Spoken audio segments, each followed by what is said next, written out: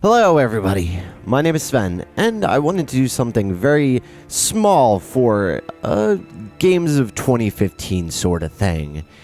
So instead of doing something that's heavily scripted or a list or anything like that, I instead wanted to do something completely unscripted off the top of my head. Because in reality, if these games left a positive or a negative impact on me, I should be able to come up with something off the top of my head, right? It's probably going to be terrible, but that's okay. So I guess first up is probably Bloodborne, one of the games that I really believe is probably one of the games of the decade for me. And now, before I continue and get skewered on the internet, this is all being framed from the perspective of somebody who's never played a Dark Souls game before. Obviously, I have now, but Bloodborne was my first game in that, I guess, genre at this point. I don't even want to necessarily call it a series, but in the genre. And I remember I was watching PlayStation Experience on the PS4 on my TV, and I was kind of like dicking around on the computer, and I believe I missed like the FromSoft logo when it was being announced. And I remember seeing it and just being completely I was sold. I was like, okay, I don't know what this game is, but I want to buy it. And eventually, obviously, because I'm not stupid, I know what Dark Souls is, and I know it's infamy. And so I didn't care. I wanted it. It looked amazing to me. So when it came out, I had bought a bunch of really nice like bartending stuff for one of my friends for Christmas, and he finally he got a job and he got all his stuff together and everything, and I was in the opposite position where I was kind of hard up for money and I didn't have a job at the time, and he was like, all right, yo, I'm buying you like a late Christmas present because you're my friend and shit, and so he bought me Bloodborne, and from the start, I don't think that I've ever been that in love with something. And the first thing I immediately noticed when playing the game is that beyond anything else I've ever played, you're gonna bang your head against a wall for a long time. But I think the most important difference here between this game and other games that are brutally difficult is that it makes you want to keep going. It makes you want to... Because I give up easily.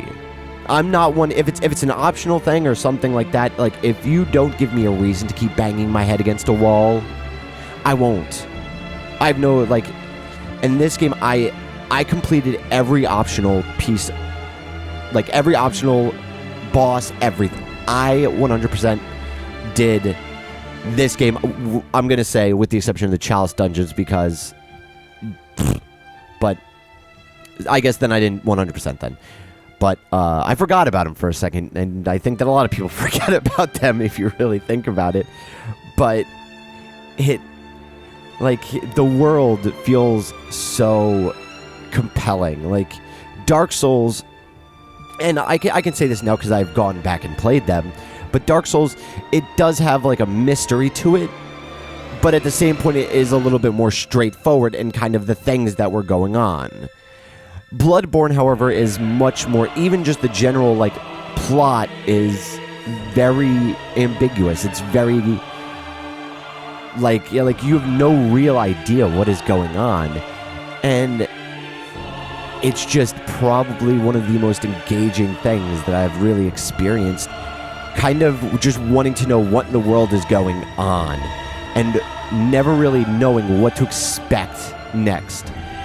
And that is absolutely helped by the design of the game. I really, truly believe whoever did, the design of the monsters, the world, everything, even just, the sun or the moon in the background, that dude deserves a raise. That dude deserves a raise, a promotion, and, a pony or something, because Jesus Christ. I appreciate great design in video games, but very rarely will I just stop and just look around. And I found myself doing that a lot of times, and I had the I record a lot of the games that I do just in case I ever need to use it in a video like this. So I was going through some of my footage when I was transferring everything over to a new hard drive I bought, And I noticed that I was just dicking around and just like looking at the world, not playing the game, just looking. And I think that that is a huge sign that it is just so well put together. Not just as a world or like as like 3D models or something. The creativity behind it all is just absolutely amazing. I really, really think that the guys who did the design for this game just completely outdid themselves and probably anybody else. Like if you... Because that's the weird thing, though, is that for all the shit that everybody has talked about this game, even that is the one thing that everybody is like, nope, I gotta give it to Bloodborne there. Holy crap, I got to. And now, once again, I've played through Dark Souls now, and I really, really love the combat, right? Like, I like the kind of slow-paced, methodical combat of Dark Souls. I didn't think I was going to, and that's one of the reasons why it took me so long to really play Dark Souls. But I grew to like it a lot, and it is very... Like, you have to be smart and, like fast thinking when you play it. But Bloodborne, on the other hand, is like the combat and the general movement and everything of the game is, I don't want to say it's dumber because it's not, but it is more interesting in my opinion. And I know I'm probably going to get like, I'm probably just going to disappear. Somebody will have made mincemeat of me, but I think that it is more, or I guess here's the best way to put it. It's more stressful to me. I there were a lot of times where like my heart was like pounding when I was fighting a boss in Dark Souls 2, and it like really took it all out of me. But that was almost every boss in Bloodborne. Almost every boss, because of how fast you are, they could make the enemies significantly faster. And in that, you had to, I guess, be a little bit quicker witted. Like where with Dark Souls is a lot of like smart thinking and like knowing really what to do in all of the sorts of situations. Bloodborne is like all about like quick thinking and just kind of your reflexes. There we go. Your reflexes. And every single boss I fought in the game was almost like my heart was pounding, and I've never experienced anything like that in my life. And even going back to Dark Souls and Dark Souls 2, like, there are a lot of those experiences. Like, and I'm not discrediting those games because I do really love them as well.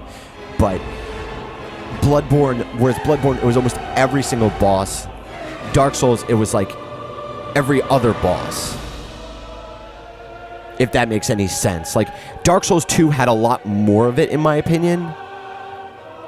But that's also because that game was like, it tried to fuck you at every opportunity it could.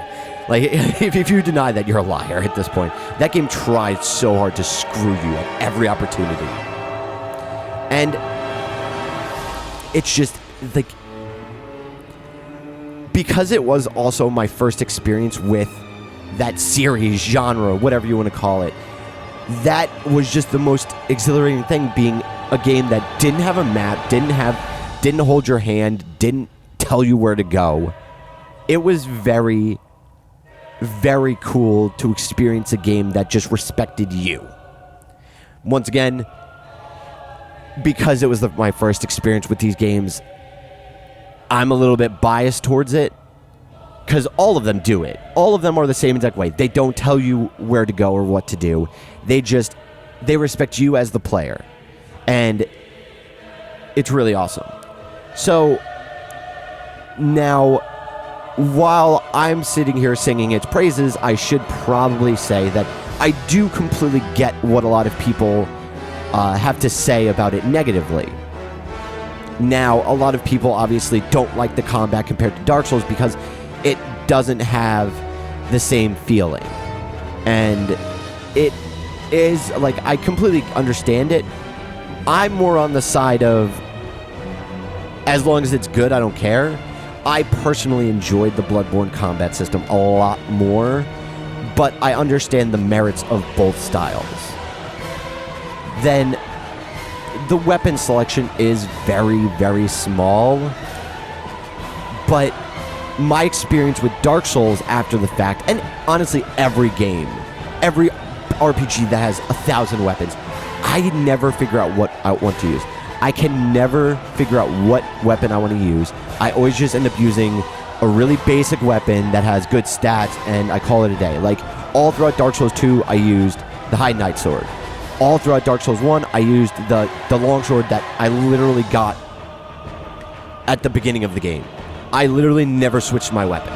So, until the very end. So, I like that. I liked... I'm trying to think. Was it Mass Effect 2 or Mass Effect 3 that completely got rid of a lot of the weird weapons? Yeah, it was Mass Effect 2. Mass Effect 1, to create a comparison here, had like, you could pick up all these different weapons that had different stats and all this different stuff. And Mass Effect 2 was more about upgrading your weapons.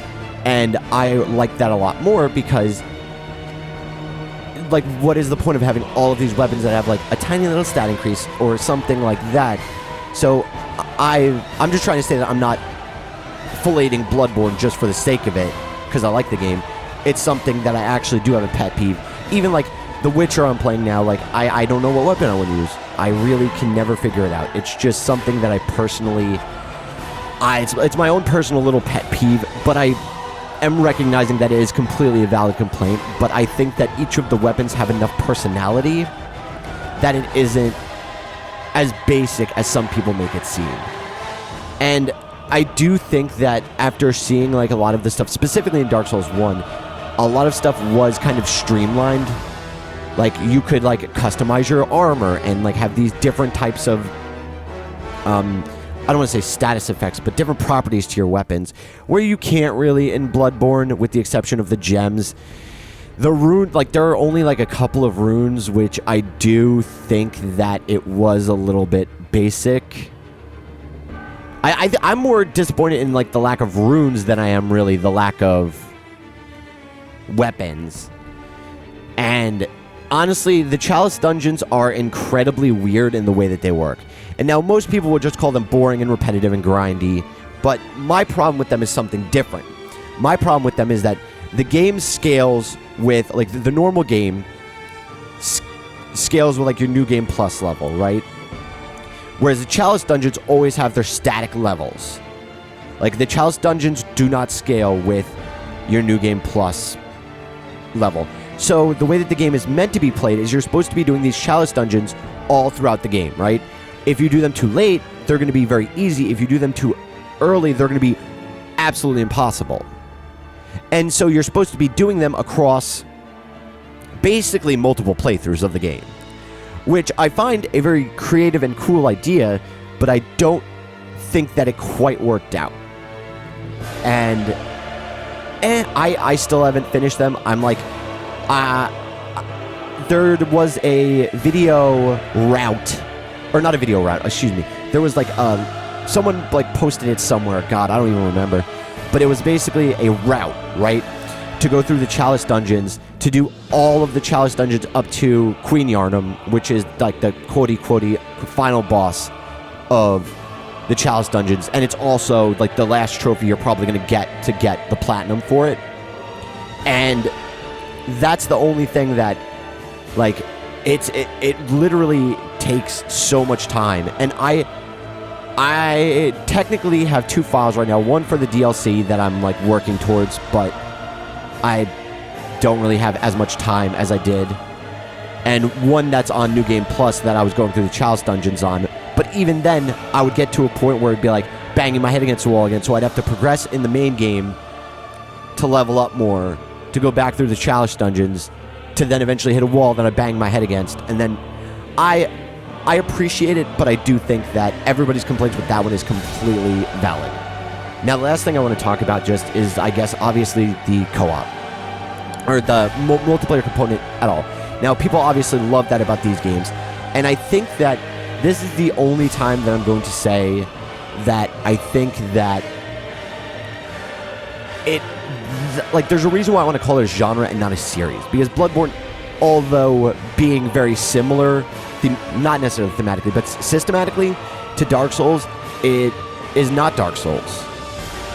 So I think that the servers are messed up. Like, it is really, even on a great internet connection, you're going to probably get lag. And I do think that it is, or I haven't really tried it since the new update and everything, but it was broken as shit. I'll completely acknowledge that fact. But I think that people were expecting too much of Dark Souls in it, and I think that if it was called Dark Souls 3, like Dark Souls 3, I expect to have the multiplayer component be completely intact from the way it was in Dark Souls 2 or Dark Souls 1. If a game came out and it was called, I don't even know, like Mech Souls, I don't know, I wouldn't necessarily expect it to have that. And I think this was a case of people expecting something, and because it was never necessarily promised, because of the fact that they still expected it, a lot of people immediately were like, this is bullshit. And as I said, it is kind of a valid complaint, but at the same point, this isn't Dark Souls. It's its own franchise now at this point. I don't even know if it's going to be a franchise, but IP, there we go, whatever. And now, I think that, in closing then, I guess, because I'm probably rambling on I could talk about the game for forever, guys. I really could. I guess in closing, that I think that this game is great for one of two reasons. I hope it doesn't get a sequel. This was a great standalone experience that I seriously, I respect this game more than I've seriously respected any game over the past, goddamn 10 years almost at this point. I think that it really is just that good with its art design, with everything, with just how good it feels. Like, the systems that are in play, that's From Software's greatest trait, is that the systems that they put in place are so rock solid. And that's why they've developed the rabid fan base that they have. And I really hope that this doesn't get a sequel, but if it does, then I'm sure that it will only be better. And even beyond that, I think that From Software has learned from this game, and I think that in itself is really cool. Like, if you've not been paying attention to any of this stuff with Dark Souls 3, it looks like Bloodborne's general design mixed with Dark Souls combat if you hit fast forward by 20%. And I think that to me that seems friggin' awesome, and I'm very excited. For other people I know are probably going to be a little bit bummed about it, but either way, I really, really, really, really loved this game, and I am very happy that I got to play it. And also, even beyond that, it made me appreciate Dark Souls, which I think is even better now, you know? It did so much, and I do not regret the experience. And at the end of the day, I think that that's what really matters, is did you truly enjoy the experience? And I did.